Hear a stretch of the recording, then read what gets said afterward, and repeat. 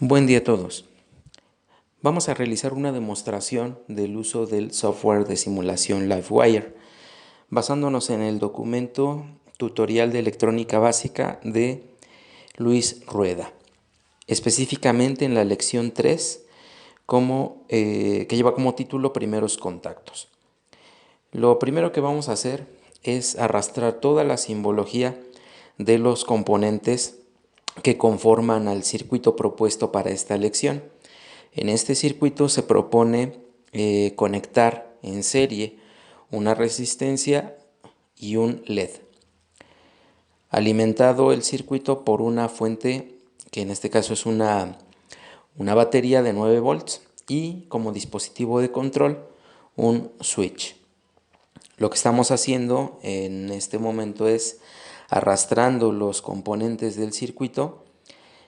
Ya está colocada la fuente, ya está colocado el interruptor, la resistencia y el diodo emisor de luz o LED.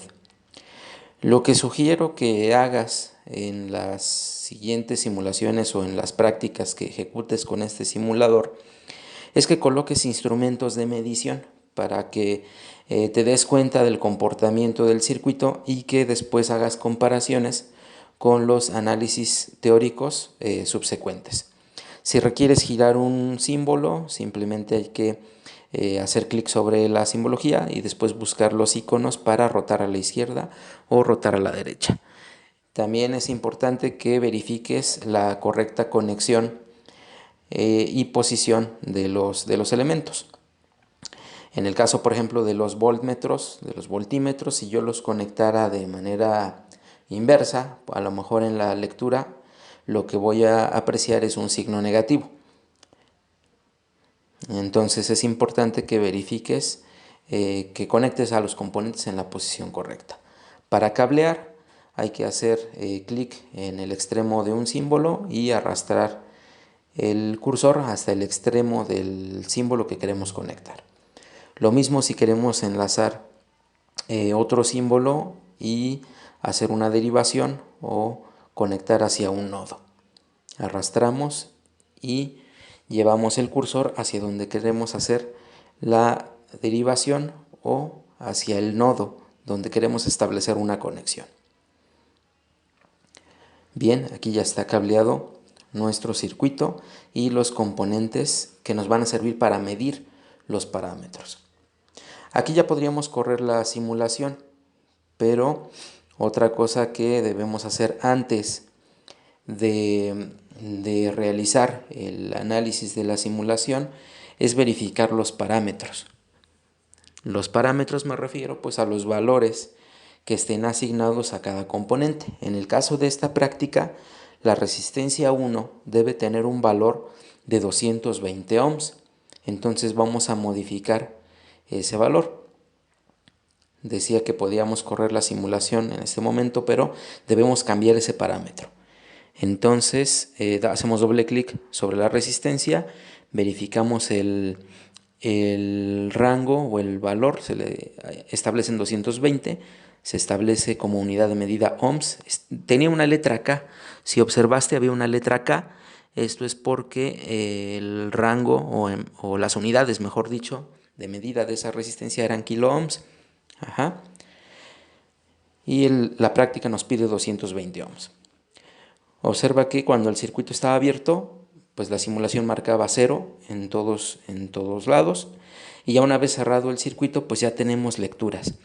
Observamos que en la resistencia hay una caída de tensión de 5.56 volts y en el diodo emisor de luz tenemos una caída de tensión de 3.44 volts.